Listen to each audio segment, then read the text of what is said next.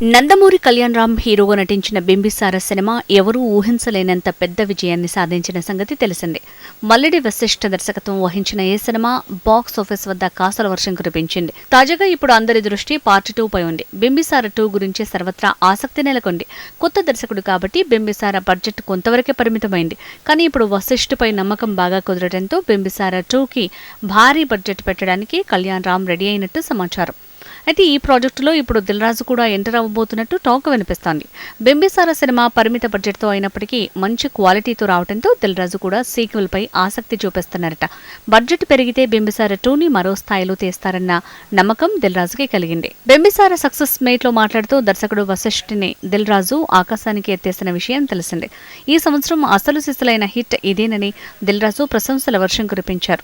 ఈ నేపథ్యంలోనే సినిమా నిర్మాణంలో కూడా చేయి కలపడానికి దిల్ రాజు సిద్ధమవుతున్నట్టు సమాచారం. దీనికి సంబంధించిన అధికారిక ప్రకటన ఇంకా వెలువడాల్సి ఉంది.